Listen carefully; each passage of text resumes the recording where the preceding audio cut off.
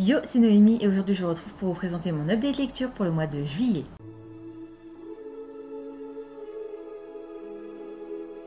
Avant que j'oublie, on va commencer tout de suite par les stats. Au mois de juillet, j'ai lu 7 livres, je n'en ai abandonné aucun. Il y en a 6 que j'ai lus en version papier, aucun que j'ai lu en audio, un livre que j'ai lu en version numérique. J'ai lu un total de 2385 pages, ce qui représente environ 77 pages par jour.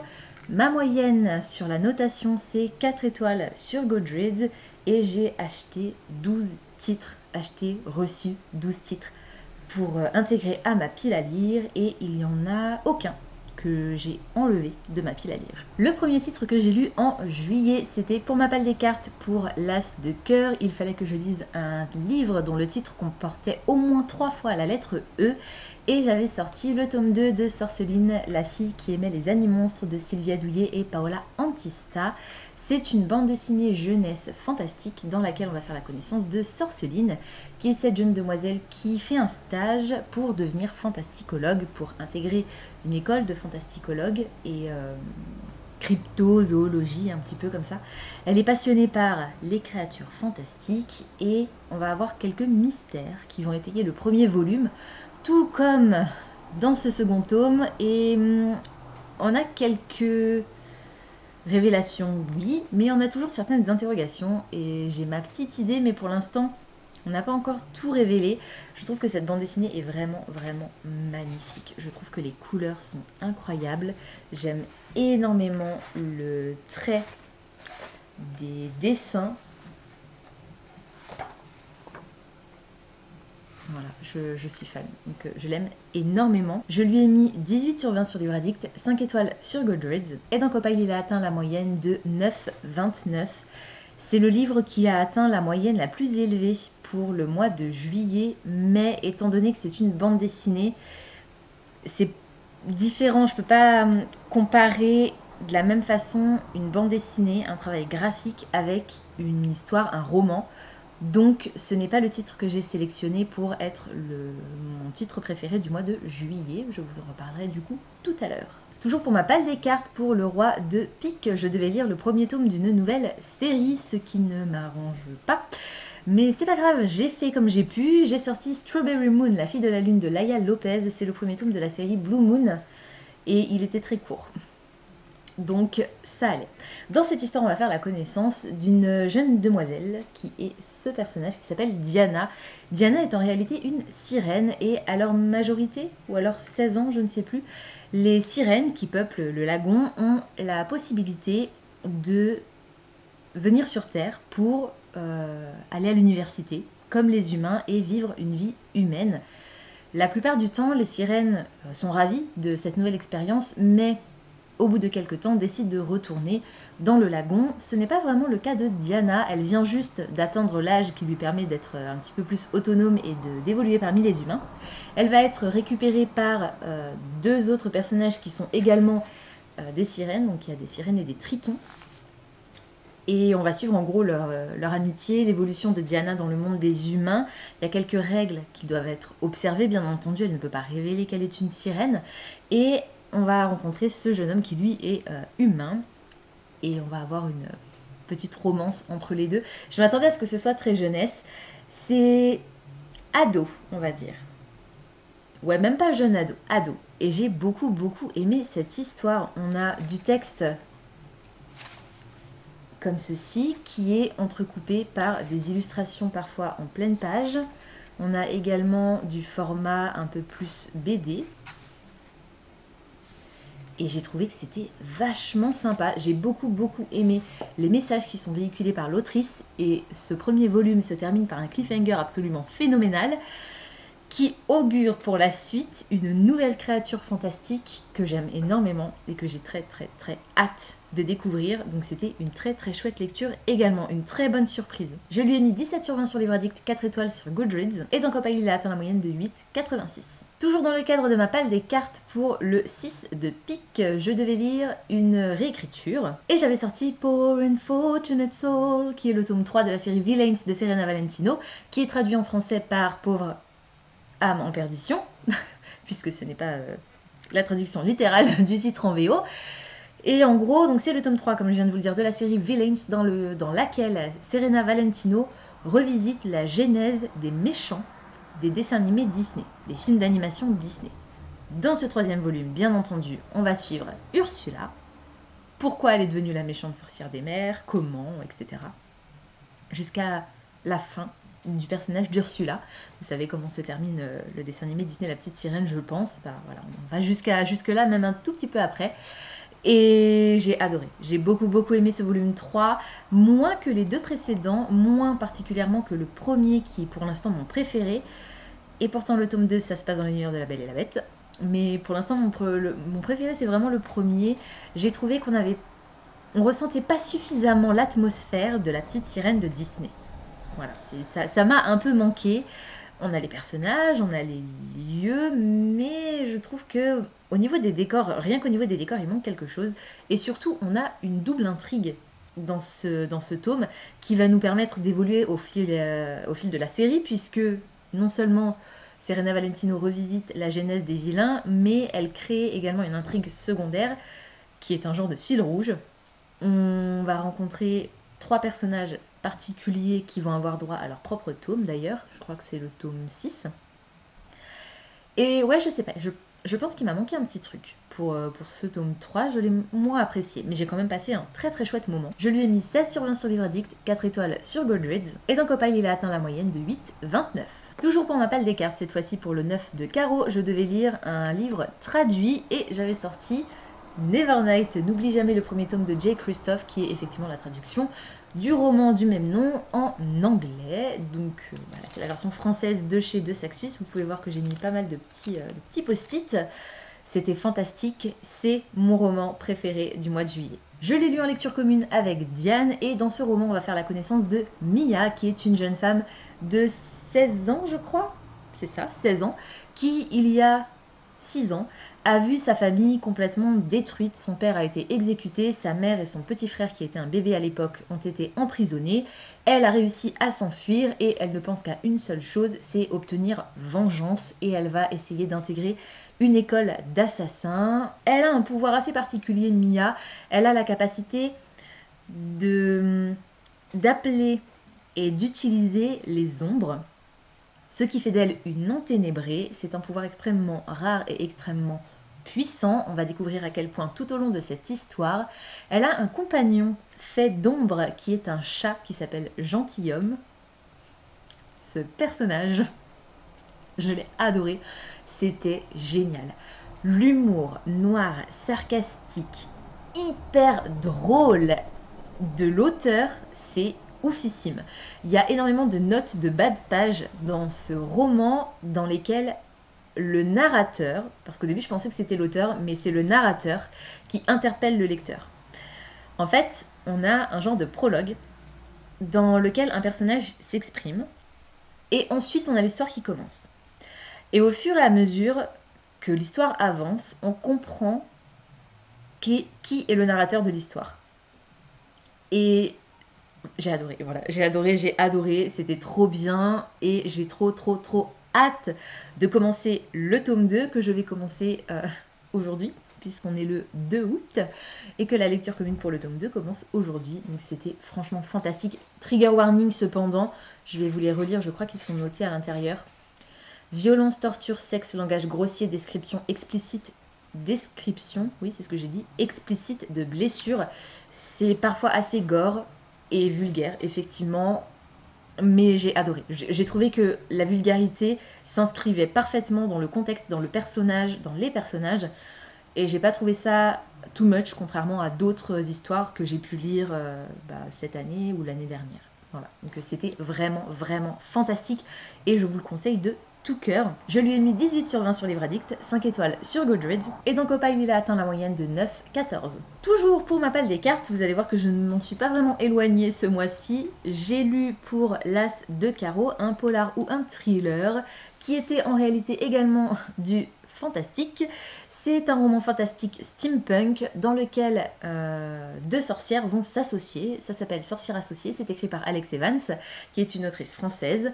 Et en gros, nos 2 sorcières ont créé une entreprise dans laquelle elles font des charmes, brisent des malédictions, donnent un coup de main aux personnes qui sont hantées, qui font face à des créatures fantastiques pas très sympas.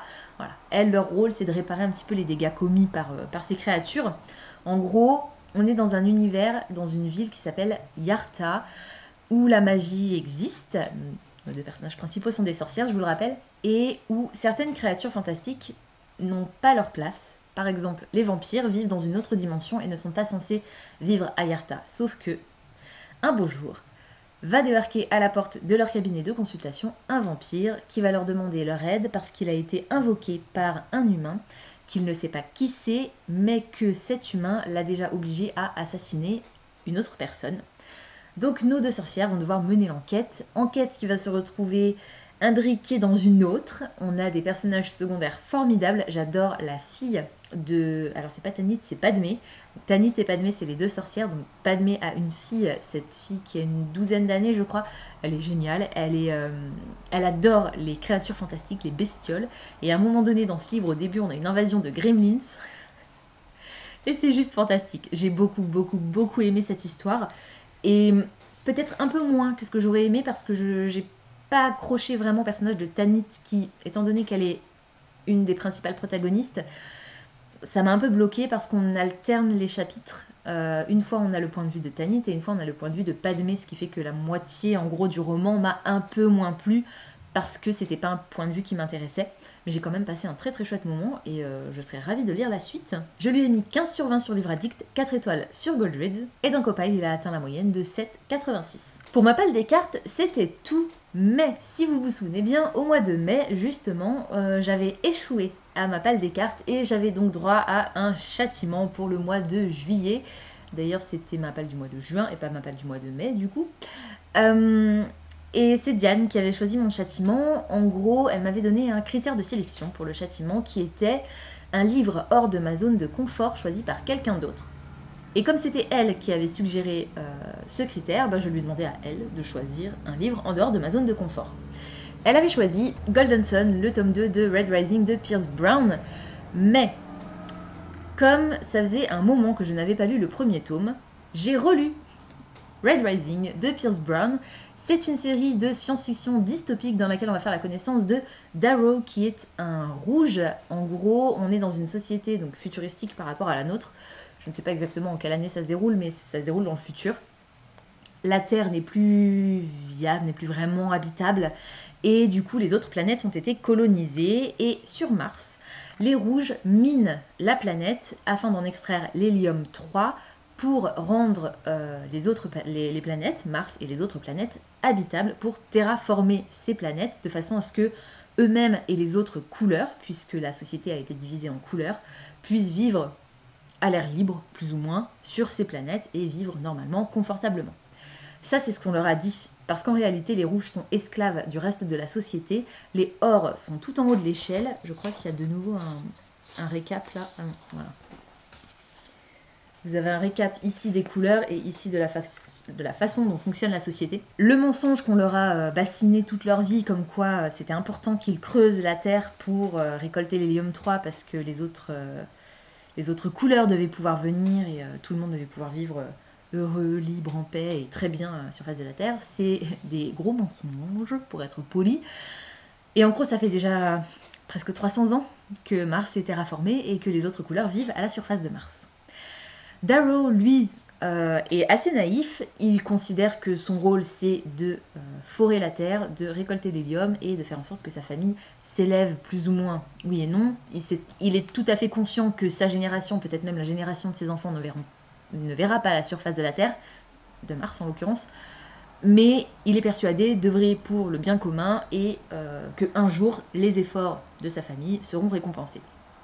Les autres membres de sa famille, sa femme en particulier, sont beaucoup moins naïfs, ont ouvert les yeux, se rendent compte qu'ils sont traités comme des esclaves, et en gros, sa femme va orchestrer son arrestation, sa propre arrestation à elle et son exécution pour mourir en martyr, faire ouvrir les yeux à Darrow et le faire se soulever afin qu'une révolution commence. Je vais m'arrêter là pour le résumé. En gros, Darrow va du coup devoir infiltrer les Orcs, la haute société, pour détruire la société de l'intérieur. Voilà, donc ça c'est le résumé du tome 1. Je ne vais pas vous donner le résumé du tome 2 pour ne pas vous spoiler. J'ai beaucoup aimé ma relecture du tome 1, même si je l'ai moins apprécié que la première fois. Pour la simple et bonne raison que j'ai été moins surprise, évidemment, puisque je m'attendais à tout ce qui se passait, puisque je l'avais déjà lu. Et dans le tome 1, on a quand même pas mal de révélations assez fracassantes. On a énormément de personnages, et c'est pour ça que je voulais absolument relire le tome 1.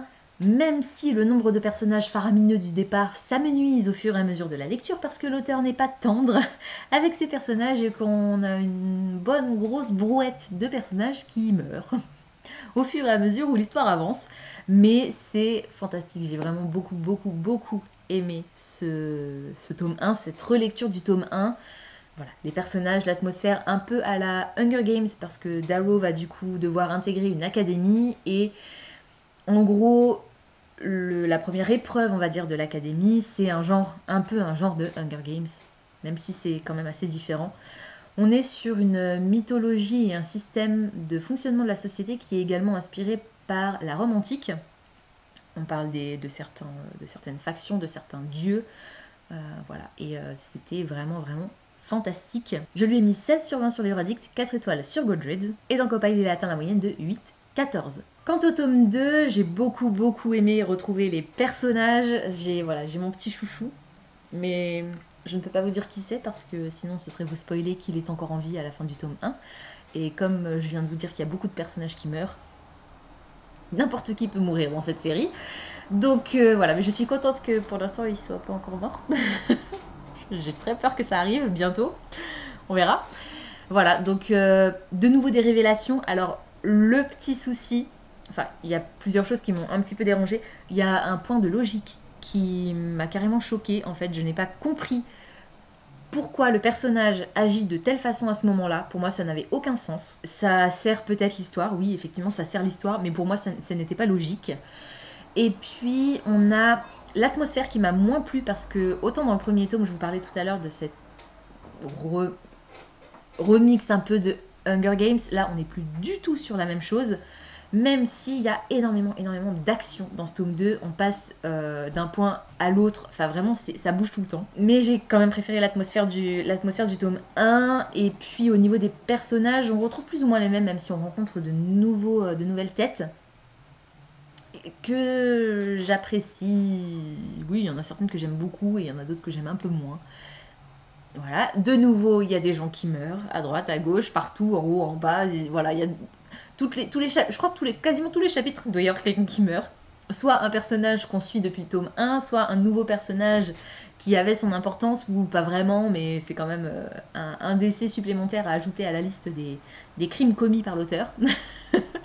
J'ai beaucoup aimé, j'ai encore beaucoup aimé ce tome 2, même si je l'ai moins apprécié du coup que le tome 1, notamment, je vous l'ai dit, à cause du décor, en fait, du changement total de décor. Donc voilà. Mais c'était quand même très chouette et j'ai hâte de lire le tome 3. D'ailleurs, j'ai failli enchaîner tout de suite avec le tome 3 à la fin de ce tome 2 parce que c'est un énorme cliffhanger.